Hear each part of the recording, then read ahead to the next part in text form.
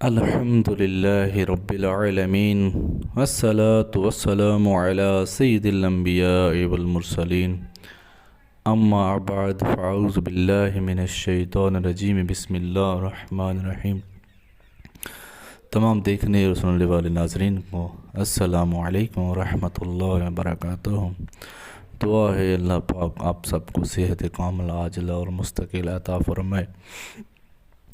دوستو، آج کا ہمارا جو موضوع ہے وہ ہے اولاد اور بے اولادی کے خاتمے کے لیے۔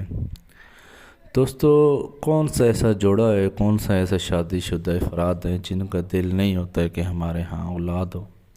ہر شادی شدہ جوڑے کا اولاد کے لیے تڑپ رہے ہوتے ہیں، خواہش ہوتی ہے دل میں کہ اللہ پاک اولاد دے اور اولاد نرینہ بھی عطا کرے۔ دوستو، اولاد کا نہ ہونا یہ ہمارے اوپر ہی ڈیپینڈ کرتا ہے۔ ہماری اپنی ہی کوتاہیاں ہوتی ہیں، گناہ ہوتے ہیں، جس کی وجہ سے اللہ پاک کی ناراضگی اولاد نہ ہونے کی صورت میں ظاہر ہوتی ہے۔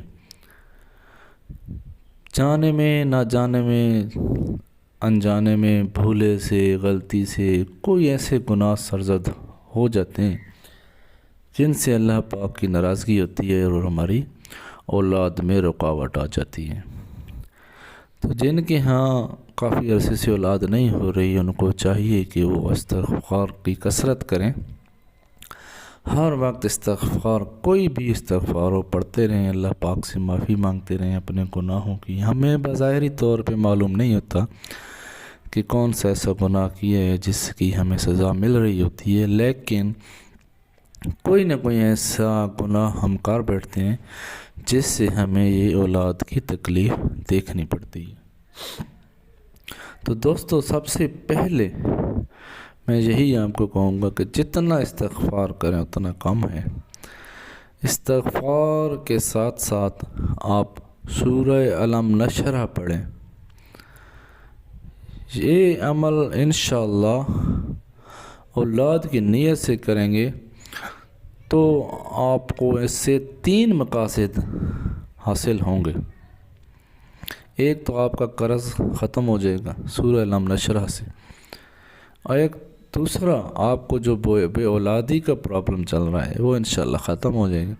تیسرا اس سے فائدہ یہ ہوگا کہ آپ کے رزق میں کثرت ہو جائے گی۔ تو میں آپ کو انشاءاللہ اولاد کے لیے بھی وظیفہ بتاؤں گا جو انشاءاللہ میرے رب کو منظور ہوا تو وہ کبھی قضا نہیں جائے گا، اور ضرور آپ کو اولاد جیسی نعمت سے اللہ پاک مستفیض فرمائے گا۔ تو جو لوگ چینل پہ نئے ہیں، دوستوں سے گزارش ہے کہ چینل کو سبسکرائب کر لیں، لائک کیے کریں، شیئر کیے کریں تاکہ دوسرے مسلمان بھائیوں کو بھی بھلا ہو سکے۔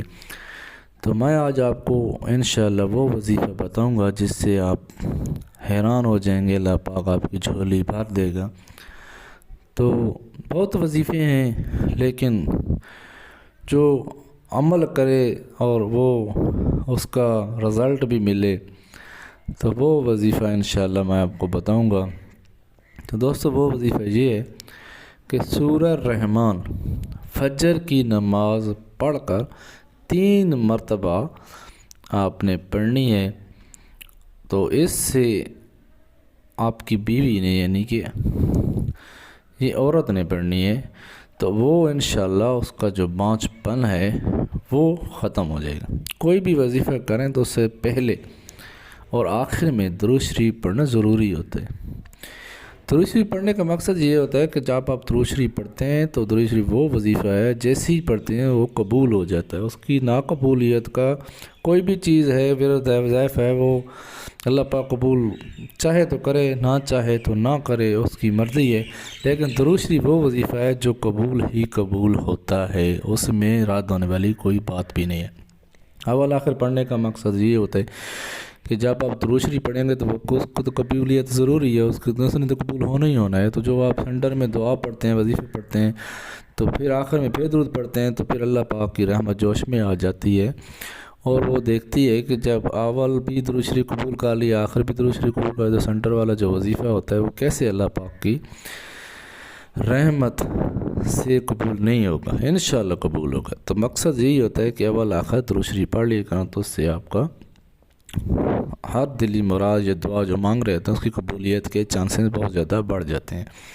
تو آپ نے سورہ رحمان 3 مرتبہ صبح کی نماز کے بعد پڑھنی ہے، اور اول آخر 11 مرتبہ درود شریف، درود ابراہیمی پڑھیں تو بہت اچھا ہے، نہیں تو کوئی بھی درود شریف پڑھ سکتے ہیں۔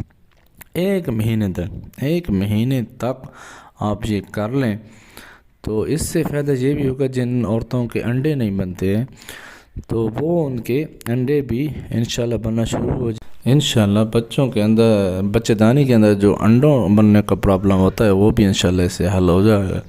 تو اس کے ساتھ اگر آپ یا حی یا قیوم 1100 مرتبہ پڑھیں گے تو انشاءاللہ یہ بہت ہی ببرکت عمل ہے۔ تو اس سے بھی انشاءاللہ ایسے کام ہو جاتے ہیں جو ناممکن ہوتے ہیں۔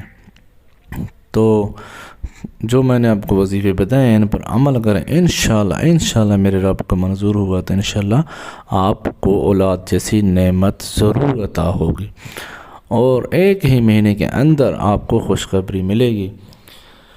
تو اگر آپ کو خوشخبری ملے تو مجھے دعاؤں میں ضرور یاد رکھیے گا۔ اللہ پاک تمام مسلمانوں کی دلی جائز مرادیں پوری کرے، اور لاسٹ میں میری ایک ہی دعا ہوتی ہے کہ اللہ پاک ہم سب کو ایسا بنا دے کہ اسے اور اس کے حبیب کو پسند آ جائیں، ایسا بنا دے کہ اللہ پاک ہمیں پسند کرنے والوں میں بنا دے۔ تو اسی دعا کے ساتھ اجازت دیجیے، اگلی ویڈیو کے ساتھ انشاءاللہ اچھی ویڈیو اچھے موضوع کے ساتھ پھر حاضر ہوں گے، تب تک کے لیے اجازت۔ اللہ حافظ الناصر۔